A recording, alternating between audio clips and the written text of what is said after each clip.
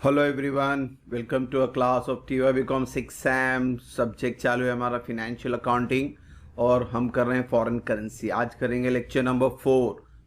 पहले की वीडियो आई बटन में चेक करें बच्चों, लेक्चर 1, 2, 3 और प्रीवियस टॉपिक भी चेक करें। Under writing of shares and debentures है हुआ है, LLP भी हुआ है और कॉस्ट अकाउंटिंग के तो सारे टॉपिक कवर अप कर दिए।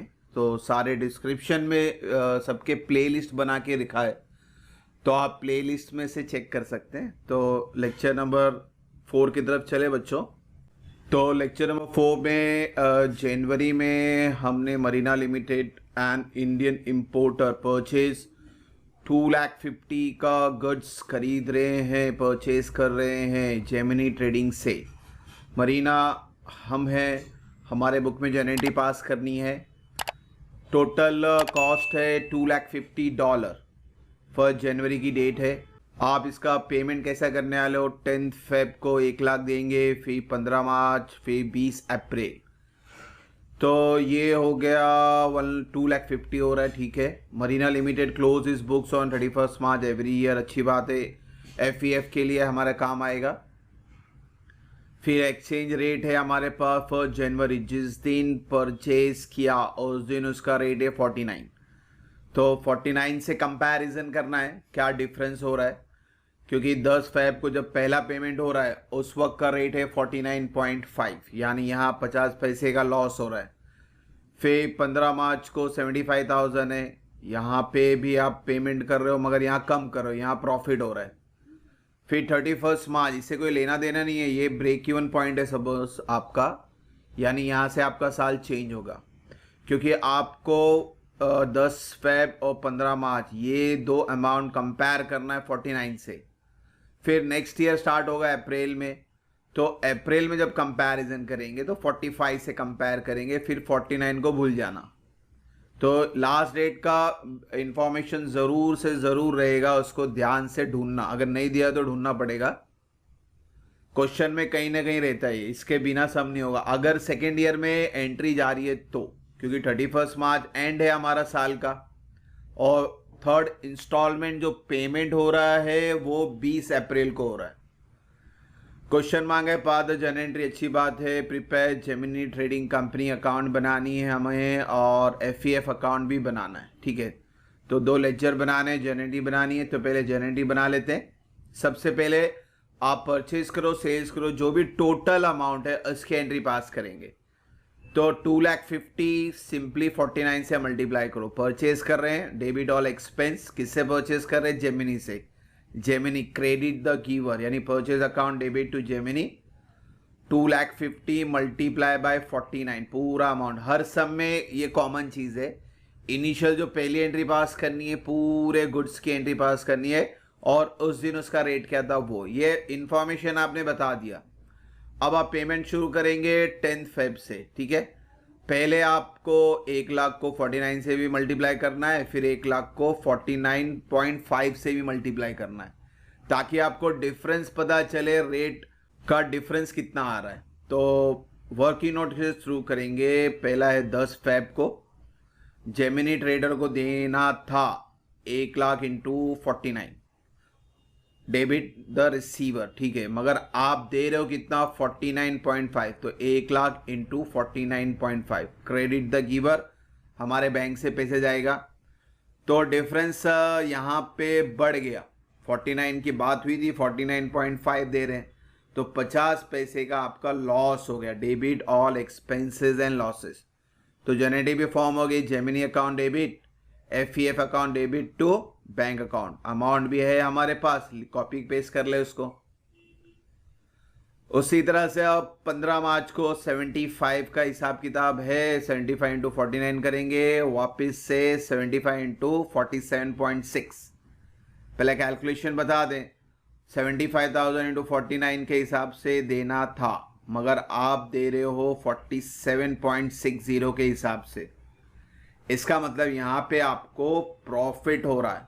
ये दोनों माइनस करें, 1.4 आया, तो 75 से सबको मल्टीप्लाई किया। ध्यान देना इसको, 75 ये 1 लाख को, जेमिनी भी फॉर्म हो गई बच्चों, Gemini account debit to bank to एफईएफ।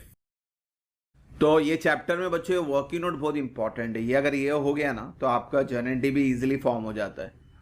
अब तारीख से आगे बढ़ते हैं, 31 मार्च आ रहा है, साल खत्म हो रहा है, साल के बाद एंट्रियां है।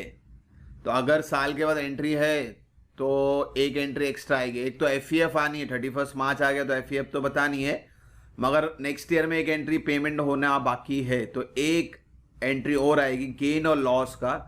आपका अब जो गुड्स अमाउंट बाकी है वो पहले चेक करना। देखो 2.5 लाख था, 2.5 लाख में से आपने 1,75,000 निकाल दिए, तो अब जो बैलेंस बच रहा है वो 75 बच रहा है। तो अब 75 का डिफरेंस बताना है, बिकॉज पहले बात हुई थी 49 की, अब 31 मार्च से रेट चेंज होगा, 45 का रेट चलेगा, यानी अब 4 रुपए का डिफरेंस आने वाला है।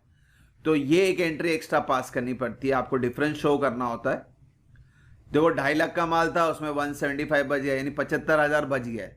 और इस 75,000 का जो बचा हुआ है ये पेमेंट तो बात की बात है, इसमें आपको फायदा हो रहा है कि नुकसान हो रहा है, रेट ऑफ डिफरेंस जो आया उसके वजह से। तो मेरे ख्याल से मेरे को फायदा ही हो रहा है। 49 की बात हुई थी, अब 45 का पेमेंट करना है, यानी मुझे 4 रुपये अब कम करना है, तो 4 रुपये का क्या हो रहा है बच्चों, फायदा हो रहा है। तो ये जो बचा हुआ जो गुड्स है उसका multiply by this gain amount, तो ये 3 लाख की एंट्री पास करनी, गेन यानी क्रेडिट, और एफईएफ क्रेडिट होगा, Gemini account debit to FEF.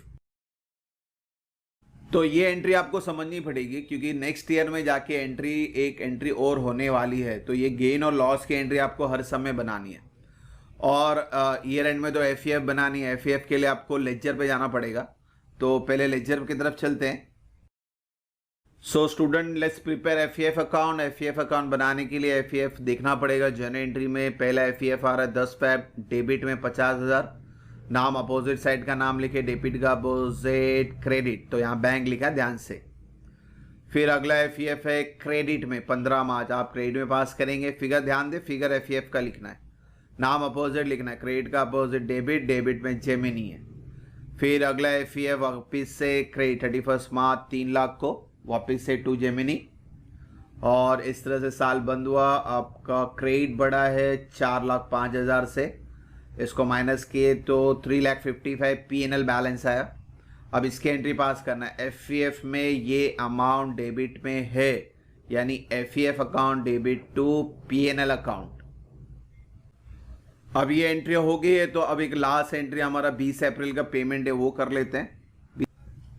तो अब 20 अप्रैल को पेमेंट चेक कर लेते हैं। 20 अप्रैल को आपको पेमेंट करना है 75 के हिसाब से, 46.75 का रेट लगेगा, और इसका जो कंपैरिजन होगा अब 49 से नहीं होगा, 45 से होगा, इसको ध्यान देना। तो 45 पहले मल्टीप्लाई करेंगे, फिर 46.75 मल्टीप्लाई करेंगे। तो वर्किंग नोट यहाँ ड्रॉ कर लेते हैं बच्चों। पहला 45 से मल्टीप्लाई करेंगे, फिर 46.75 से मल्टीप्लाई करेंगे। अब डिफरेंस आ रहा है आपका लॉस आ रहा है, क्योंकि अब आपने ज़्यादा पेमेंट कर दिया 1.75 का। जेनेटी भी बन गई, सिंपली पास कर देते जेनेट्री, जेमिनी account debit, FEF account debit to bank account. अब बच्चों लास्ट एंट्री हो गई है, तो लास्ट एंट्री के बाद वापस से एफईएफ की एक और एंट्री आएगी। सेकेंड ईयर में आप बंद करोगे तो सेकेंड ईयर में एफईएफ की एक ही एंट्री आ रही है। एफईएफ यहाँ पे डेबिट है, 20 अप्रैल को वो पास कर दे, नाम अपोजिट लिखें बैंक का, और कोई एंट्री नहीं है तो इसको बंद कर सकते हैं डायरेक्टली। डेबिट ही बढ़ा है तो बैलेंस क्रेडिट में आएगा।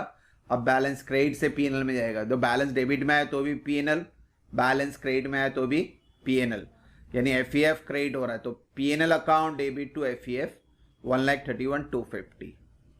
तो इस तरह से एफईएफ अकाउंट भी बन गया, जर्नल भी बन गई। अब बनाना है हमें जेमिनी ट्रेडिंग का लेजर, वो भी बना लेते हैं अभी। तो जेमिनी ट्रेडिंग का लेजर है, तो सिर्फ जेमिनी ट्रेडिंग की बात करेंगे। पहला है क्रेडिट, तो आप भी क्रेडिट जाएं, बाय परचेज लिखे, डेट ध्यान से लिखे। अगला जेमिनी डेबिट है, 10 फेब को आप भी डेबिट में लिखें। फिगर याद रखें, जेमिनी की बात करें तो जेमिनी लिखना, नहीं तो बहुत जन यहाँ पे अपोजिट नाम बैंक लिखते हैं तो फिगर 4950 लिख देंगे। हमें जेमिनी ट्रेडिंग का अकाउंट बताना है, उसी का अमाउंट बताना है, तो अमाउंट ध्यान देना। अगला जेमिनी डेबिट में है। अब डेबिट के अपोजिट में बच्चों देखो 2 नाम आ रहे, तो अब रूल बोलता है कि अपोजिट अकाउंट का नाम लिखना। तो अपोजिट अकाउंट में अब दो नाम है, तो आप दो नाम लिखोगे। हमें 3675 ही बताना है, मगर मजबूरी है, ये दोनों लिखेंगे तो भी उतना ही होने वाला है 15 मार्च को। तो 2 बैंक और 2 FEF, और ये बना 3675 ही बन रहा है। तो एज पर जर्नल का रूल है, इसीलिए आपको दो नाम लिखना पड़ रहा है, अपोजिट अकाउंट नेम। अगला जेमिनी डेबिट में है 3 लाख, आप भी डेबिट में लिखेंगे। अगला जेमिनी, अभी जेमिनी देखो ये आपका सेकेंड ईयर में जा रहा है, क्योंकि मार्च में ईयर बंद हो जाता है, तो अब पहले इसको क्लोज करना पड़ेगा आपका। अब इसको बंद कर लेते हैं बच्चों। आपका क्रेडिट साइड बढ़ा है, क्रेडिट साइड से डेबिट साइड से माइनस करो, तो आपका बैलेंस आया 3375। कैरेट डाउन है, तो नेक्स्ट ईयर में इसको क्या कर देते हैं, ब्रॉड डाउन। और अब सेकेंड ईयर में देखो एक ही एंट्री थी जेमिनी की, ये वाली, तो ये डेबिट में है, तो आप भी डेबिट साइड में पास कर दो 3375। और मेरे ख्याल से जब भी आपका पूरा पेमेंट हो जाता है तो एट द एंड आपका लेजर क्या होना चाहिए, टैली होना चाहिए, और ये टैली हो रहा है, दोनों साइड सेम फिगर है। तो इस तरह से आज हमने क्वेश्चन नंबर 4 मुकम्मल किया। हमने जनरल एंट्री भी पास की, हमने FEF अकाउंट भी बनाया, हमने सेलर का भी अकाउंट बनाया। तो hope so question number 4 clear हो बच्चों। इंशाल्लाह नेक्स्ट वीडियो में जल्दी मिलेंगे। Thank you for watching the video. God bless you.